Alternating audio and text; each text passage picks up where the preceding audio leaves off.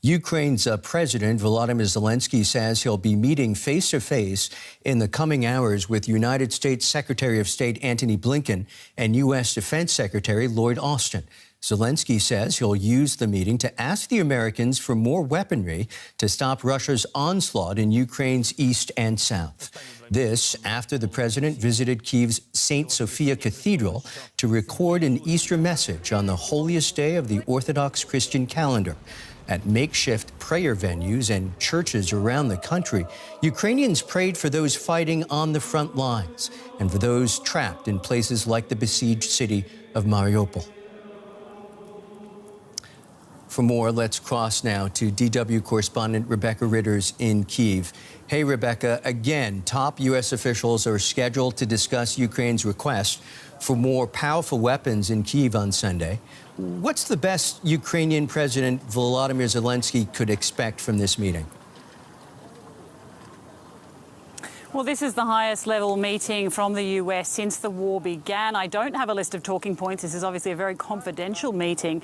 One thing he can definitely expect is a guarantee from the Americans of continued support in this conflict. And certainly the one thing he wants can really be summed up in one word, Michael, and that is weapons. From the very beginning of this conflict, President Zelenskyy has been calling for support in the way of weapons, saying that if they had the right weaponry, they would already have pushed back the Russians and they would already be winning this war. He is going to be at pains to underscore and to really drive home to the Americans that this is a turning point in the conflict. This regrouping, this focus on the east and south that the Russians have now confirmed that is their plan. He said what happened, he believes that what happens now in this part of the conflict will determine not just the future of Ukraine and the Ukrainian people, but potentially the future of Europe. And that is a message he will be driving home to the Americans today. Rebecca, of course, securing those weapons is one thing, but one imagines physically distributing them to the areas where they're most needed will be extraordinarily challenging.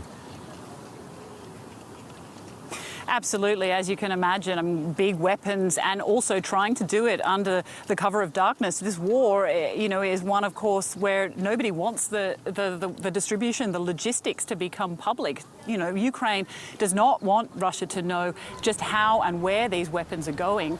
So we're getting minor bits of information about what's trickling into the country, but in terms of distribution lines or logistics routes, we just don't have the answers to those questions. They're being transported by rail and road. Did see some tanks the other day on a train rail, going through the country, but they're going through civilian areas, Michael, so obviously a target, and nobody wants the Russians to know where they're going. Rebecca, stay with us. More questions for you in a moment, but first we'd like to give our viewers a look at your report on Ukraine as the nation marks Orthodox Easter Day. You visited one village northeast of Kyiv that was under Russian control until a few weeks ago. That community came together to build a makeshift chapel after Russian soldiers destroyed their church. Recall and reflection for Jesus, who sacrificed all to die on the cross. It's the saddest day in the Christian calendar. For the worshippers here in this village outside Kyiv, their Good Friday service in this makeshift chapel has taken on an even deeper meaning this year.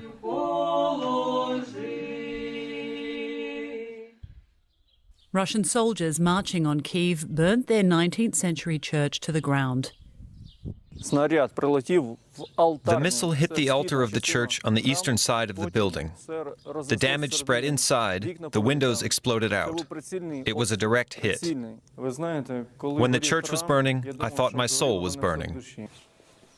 The icon of the prophet Elijah, the only thing to survive. It survived under the ruins, under the ashes, completely. It's a phenomenon. I don't know how to explain it. A miracle in the middle of war. Our people in the village said, "Father, we cannot be without you. We need the service." And I told them, "Let's build a tent so we can celebrate Easter." Then we started to build this chapel. Can you imagine? Ukraine is a deeply religious country. In villages like this one, the church plays a central role in the community. These people tell me that while Russians may have destroyed their church, they will never destroy their spirit. The church is our soul. We grew up here. When the church was burning right before our eyes, we were very scared. The scariest thing of all was that we couldn't do anything, because we were under fire. All my childhood was spent here. I grew up 3 houses down the road. So how should I feel? It's like something is gone from your life. They vow they'll rebuild their beloved church in all its former glory, once they're certain the Russians won't return. If they do, the priest has a message straight from the Bible. Jesus said, "Love one another as I have loved you." But he also said something else. He who fights by the sword shall die by the sword. As the service ends, they pray for Christ reborn on Easter Sunday, a church rebuilt, and doubtless for a homeland free once again.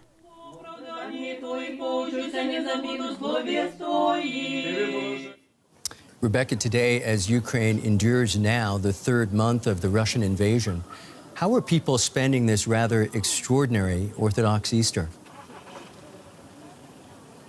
Well, it certainly is an Easter like no other, Michael. We've been here, I'm standing on the forecourt, in fact, of St. Michael's Church. It's one of the biggest cathedrals here in Kyiv. There have been a lot of people here today streaming in and out. We've been speaking to some of them, asking them whether they're afraid this year because of the heightened security, the heightened threats of a potential attack. Many people saying that they are concerned, understandably, of course, but that they're happy to be able to come out and celebrate their faith as they do every year. We have noticed, of course, that the service is different this year. Normally there is a midnight mass the night before, so that would have been last night, but that was cancelled because of martial law and the curfew in the city or all over the country. So they've changed it so that there are services all throughout the day to be able to disperse the crowds. They were warned to stay at home and try and celebrate there, but as you can imagine, many people wanting to come out and celebrate their faith, which they're doing, and so far it has been safe. Many thanks, Rebecca Ritters. Like Ukraine, Russia is also a predominantly Orthodox country. President Vladimir Putin attended an Easter Mass early on Sunday in Moscow's Christ the Savior Cathedral. The service was led by the head of the Russian Orthodox Church, Patriach Kirill, who said he hoped the conflict in Ukraine would end quickly.